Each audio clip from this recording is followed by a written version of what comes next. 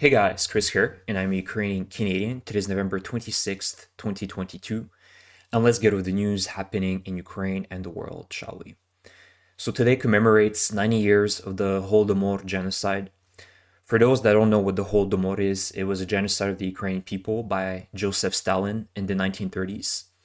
And this was the genocide was directly attributed to his policy of collectivization to suppress private property and open state farms, which were called kolkhoz or kolkhoznik. And essentially, Stalin really believed in communism, and he saw that the Ukrainian peasantry and the Ukrainian people were a threat to this idea of pushing communism to everybody in the Soviet Union because they were protesting and were resisting this policy specifically, right? Giving up tribute to someone has never been, in my opinion, something that people wanted to do, but they were forced to through power.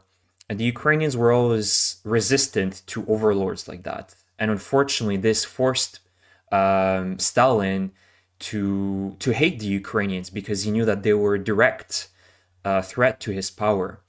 And through this policy that was directly focused on the Ukrainian people of collectivization, he killed off almost 3.2 million Ukrainians. And these are just conservative numbers.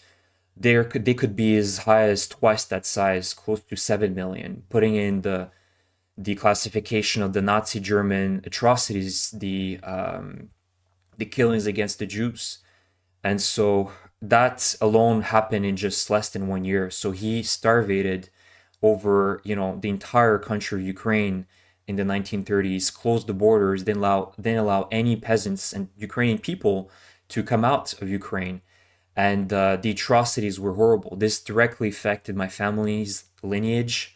My great grandmother barely survived through that time, thanks to the fact that they managed to hide some of their food supply in attics. But everybody that is Ukrainian understands and knows about this event, and it affected Ukrainians in such a hard way.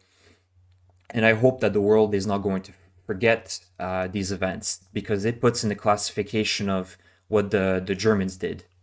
And you can see here a woman that was 4 years old at that time gave her testimony of what she saw, that she sat on the windowsill and saw that they were taking neighbors to the cemetery. A man's hand was still moving, but he was already being taken to the mass grave, meaning that he had zero energy and power to be able to do anything about it because he was obviously starved to near death, and at that point he was being buried alive. So let's not forget that. To all my audience, remember the millions of Ukrainians that put their lives for freedom, and even in the 1930s they believed in freedom. The Kremlin expects to lose 100,000 soldiers by spring, but they will replace them with more conscripts. So these are conservative numbers being given by the FSB, and these were undisclosed information being passed on the Kremlin. This is a source called Medusa, so it's a not a pro-Russian, but a pro-Russia democracy news outlet that was forced to leave Russia during early March when Putin put a really big chokehold on all these independent news that starting kind of opposing what Putin did. And they're saying that they're very well aware of the losses, which are close to 100,000 soldiers. And so they will replace them with more conscripts. So that's what I was talking about in a few videos before, that Russia is planning another mobilization, which probably will be somewhere around January, February of 2023, just because of the massive losses that they're going to incur as well with the winter. And their soldiers just having no equipment at all and dying of cold and hypothermia, which is already happening right now in Bakhmut and the Donbass front. The Russians did another strike in Dnipro, and thankfully there were no casualties. As we see here, Dnipro is a town, or a city, I should say, a massive city of 1 million people that lies beside the Dnipro River. And so it's just north of Zaporizhia, a very beautiful historic city. And they changed the name of Dnipro to, Dnipropetrovsk to Dnipro back in 2014 when the war started against Russia. The real year of this war is 2014, let's not forget. It's not 2022, but 2014. The Russians started this war against Ukraine by massive protests that they were funding in the eastern Ukraine and also Crimea, and they were kind of popping off a little bit in Odessa, and that's what started this war to happen, and it gave a free carte blanche for Putin to send his army into Donbass. And so they struck Dnipro, but however, there are no casualties. But this war continues, and the Russians will have these off days when they're going to send, a lot of missiles just randomly, just to remind people in Ukraine that you're never safe. My question to my viewers is this Passchendaele or Bakhmut? If anybody doesn't know about what happened in Passchendaele, it's during the World War I conflict. This is how it looked like, the trench warfare in Belgium back in 1917, 1918. And it's no different now. You can see how the similarities are just insane. Like, just the trenches filled with mud and the trees completely decimated, the ground just chewed by all the strikes. And these are the conditions that the Ukrainian forces are fighting under right now. With high morale, you can see, they still have, a face of a victorious soldier, and they deserve so much credit, because they're giving their lives for the democracy of Ukraine. And I think not only for Ukraine, but the entire world that believes in democracy. All my audience, I believe, are similar-minded people, and they're the heroes. So if you can support the Ukrainian forces by giving it a little bit of your financial help or other type of help, by donating clothes or certain food for not only the soldiers but the people of Ukraine, this is always the help needed that brings the Ukrainian people closer to victory against an evil Nazi, chauvinistic Russian regime. And I have a few videos for you, and I'm not going to really do a map update because in reality today there aren't many news either. The Russians, the only thing I can cover today is the Russians tried to do a counterattack somewhere around the northern Svatove region, where the Ukrainians not too long ago managed to grab Kuzemivka.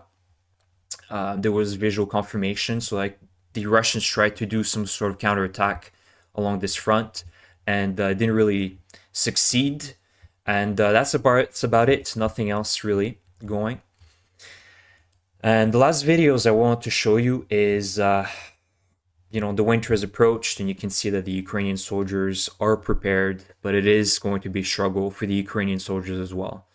A lot of gear, as you can see here, and weapons, but they're much better prepared compared to the Russians. But the morale is good. You can see that, these soldiers are motivated to win. In other news, this is a cringe video by some Russian people that decided to film a patriotic video somewhere in Russia, and she's walking barefoot on snow, just like some of the Russian mobilized soldiers right now in Ukraine. And it's funny how, they're declaring patriotism towards Russia and how great Russia is, but look at all these cars in the back. This is a Chevrolet Cruze, I believe. There are some, I believe, a Hyundai in the middle, if I'm not mistaken. I'm from Canada. Some of these models are not similar, but I'm pretty sure this is a Chevrolet, if I'm not mistaken. Either way, they're all foreign cars. I can know when it looks like a Lada, and clearly this is not a Lada. And this is a Toyota Camry, obviously. So they're driving on foreign cars, claiming patriotism. And I believe this is a Kia Sportage, if I'm not mistaken. And this is a Forte. So... what kind of patriotism when you can't even make your own nice car automobile brand, and you're reliant on Apple iPhones, reliant on microchips from Taiwan, reliant on Versace, Gucci, like Nike stores, and just basically rebranded McDonald's into a similar Russian McDonald's. There's no patriotism. This is all cringe. The Russians haven't innovated in the last 30 years in anything. And, the fact that so much of it is because of the corruption that exists in Russia. Russia has so much potential as a country, but the fact that it's so corrupt and they can't see that this patriotism doesn't bring them anywhere, is the reason why we're here. Because the potentiality in the Russian people has been lost due to its corruption, due to them accepting ruthless leader like Putin. And another wave of patriotism somewhere in Russia. This is for some movie that they're filming, and they were telling people it's between Moscow and St. Petersburg in the city of Tver, or in the oblast of Tver, which is here. So obviously somewhere along the Tver Oblast between St. Petersburg and Moscow, they were filming this. Some sort of Russian patriotic movie about how they defeated the Ukrainians, and I think this is a captured Ukrainian BTR-3. You can see it's definitely a Ukrainian BTR-3. And so, they were filming probably a Ukrainian column being attacked by the Russians and destroyed. I wouldn't be surprised, how they defeated the evil Ukrainian Nazi regime. Yeah. And how NATO was perhaps somewhat, in here as well. They're probably going to throw some few foreign, Americans as well. I wouldn't be surprised. Some of the stuff that they've been coming out with recently with their propaganda, it's insane. So I'm pretty sure they could throw even like evil monkeys that are Nazi and killing Russian people, and they'd believe that. So yeah, it's very interesting that they're putting Ukrainian equipment on the highways. And another video of just the front lines of the mud right now in Bakhmut. As you can see, these are Ukrainian soldiers, and it's just atrocious conditions. It really brings you back to World War One. You can see how these soldiers just live in mud, pretty much. It's cold, it's grim, and some of them might die in these conditions. And these are beautiful Bakhmut lands that used to be, beautiful areas in Ukraine, and now they're just reduced to dust by the Russian army. So also give our thoughts to all the people that were lost during this conflict. Anyways, guys, thank you for the support. I will see you in the next video. Thank you.